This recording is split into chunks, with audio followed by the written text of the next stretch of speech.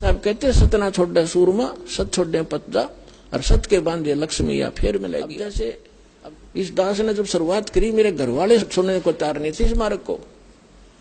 मेरा भाई जहां भी मैं जाता था भक्ति में साथ रहता था, लेकिन जब ये ज्ञान उसको सुनाया था वो भी चिंगर गया, ने बोला इस योग के था। फिर मैं भी सुनो, इससे बड़ा कोई हो सकता है।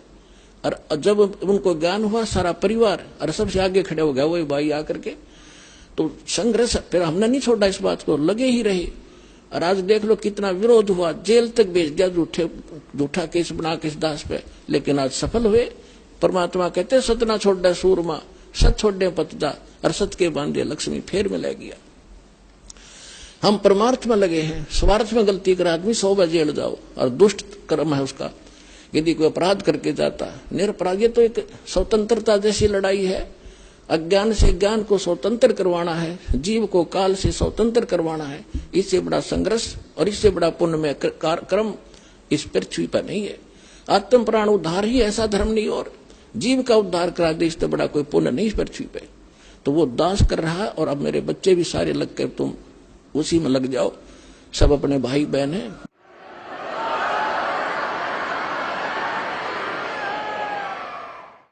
सबको सुख होगा, सभी दुखी हैं, सबको भगवान की चाह है, लेकिन ये काल के 2-3 घेरे बैठे हैं। अज्ञानी बना के आप उनको विद्वान बनाओ, साथ में उन कैसेट सुनाओ, पुस्तकें भेजो उनके पास जैसे तैसे करके। और जब उनको ज्ञान होगा, जब कोई ना रहे वहां पर, अब दौड़े दौड़े आ रहे हैं भगत सारे छोटे छोटे नकलियों को, रो रहे हैं अपने कर्मों को। 20 वर्ष खो दिया, 10 वर्ष खो दिए, 13 वर्ष नाश कर दिया अपने जीवन का, केवल दुख इकट्ठे हो गए। कोई बात नहीं, अब आपको भगवान मिल जाएंगे, आपके सुख भी होंगे और आपका मोक्ष भी होगा। अब जो प्रसंग चल रहा है कि इस भक्ति रूपी बीज को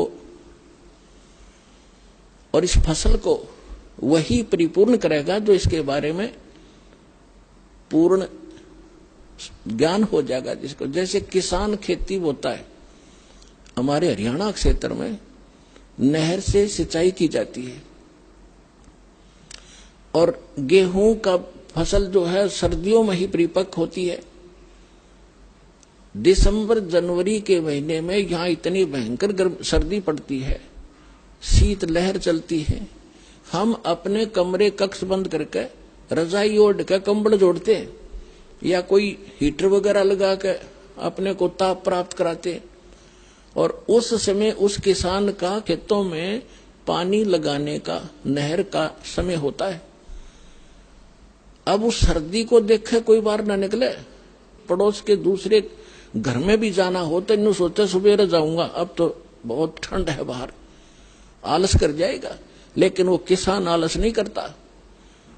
इतनी काली पीली रात होती है, ऊपर से सर्दी गिर रही होती है, भयंकर तेज हवा चल रही होती है, और वो खेत में पहुंच जाता कस्सी लेकर, और जो कंबल वगैरह छोटा मोटा ले रखा उसको भी रख देता है एक तरफ। उस समय जब वो पानी लगाने लगता है और घुटनों पानी में खड़ा हो जाता है, और ऊपर से शीत लहर चल रही होती है, तो वो अपने उस मार्ग का, उस फसल को परिपक्व करने का पूर्ण मास्टर है।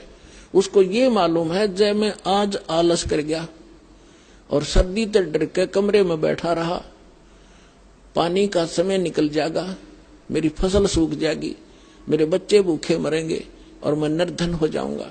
इसलिए वो सिर धड़की बाजी लाकर, चाहे सांप काटो, चाहे कांटे लागो, और चाहे नमुनिया हो, उस काम ने करके छोड़ेगा और सफल भी होगा। फिर खेत में काट के लाओगा भर के गाड़ी। तो पुण्यात्माओं, आप जिस समय इस मार्ग के ऐसे मास्टर बन जाओगे, उस समय आप देखना ये संघर्ष करोगे ही करोगे, चाहे कितना ही दुख हो। दुख तो माल्य के मार्ग में होता नहीं, लेकिन हम महसूस थोड़ा सा कर लेते हैं, परमात्मा फिर साथ रहता है। आप जब मालिक के लिए संघर्ष करते हैं, वो कोई बालक थोड़ा ही है। पिछले इतिहास देख लो, मीराबाई ने संघर्ष किया, उसके साथ कैसे कैर ढाए थे, और मालिक ने पल पल पर मदद की इसकी। विष का प्याला प्यार दिया था तो नहीं मरी। विष का गुण है, नाश कर देता है बॉडी को, और परमात्मा ने गुण बदल दिया भगत के कारण। तो उसके हाथ में सब पावर है। तो हम अपने भगवान को, उस समर्थ परमात्मा को पहचान कर और इस मालिक के मार्ग को ग्रहण करके फिर इतना दृढ़ होकर चलना पड़ेगा आपने। फिर सफलता देखियो, फिर इसका फल देखना, यहां भी सुख होगे और सतलोक में जाओगे सीधे जहाज में बैठ के, ये गारंटी देता है दास आपको।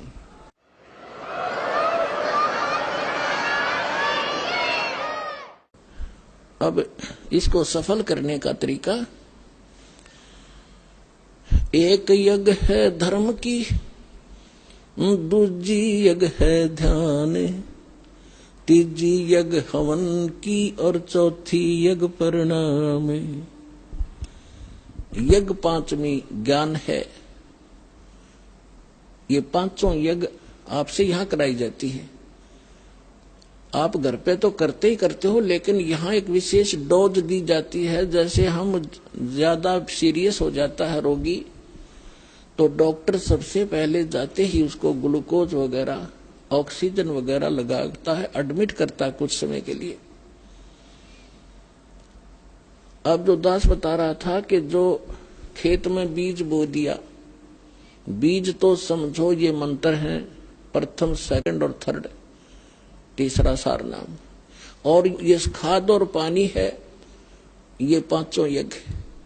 तो बुद्धिमान को संकेत बतेरा होता है कि किसान को मालूम है बीज बोन देने तो काम नहीं चलेगा, उसमें खाद भी डालना पड़ेगा। यदि आपके पास पैसा नहीं है ना किसान के पास, तो किसी तो उधारे लेगा या कितना ब्याज पे लेगा और उस खेत में खाद पानी प्रॉपर डालेगा। उसको मालूम है कि भी फ्री फल गया तो आप पर कर्ज उतर जाएगा। तो इसी तरह आप जी ने इस भक्ति रूपी फसल को परिपक्व करने के लिए ये करना पड़ेगा दान धर्म। एक यज्ञ है धर्म की। अब धर्म जैसे आप यहां आते हो, यहां कोई रोटी खाने नहीं आता, कोई यहां परमात्मा के लिए आते हैं, अपने संकट के निवारण के लिए आते हैं, अपनी आत्मा के कल्याण के लिए आते हैं। तो यहां वो भक्त आते हैं। कौन भक्त? जो परमात्मा के घने लाडले होते हैं। ठीक है, बच्चा मेले में बाप की उंगली छुटा गया और कितने धक्के खाता फिर रहा इधर उधर, तो बाप को वो कितना प्यारा होता है जब वो वापस आ जा। माता पिता को कितना अच्छा लगता है जब वापस मिल जा, और कोई मिला दे उसका भी एहसान मानता है। तो आज हम सभी अपने पिता की उंगली छुटवा के इस काल के मेले में बिछुड़ गए और हम रोते फिरते उस अपने पिता ने ढूंढ रहे हैं। वो पिता जब तक नहीं मिलेगा हमें संतोष नहीं हो सकता। चाहे दूसरे छोटा मोटा राहत में देकर रोना बंद करवा भी दियो, लेकिन वो माता पिता की कसक न्यारी रहे तो वह आज तक है हमारे।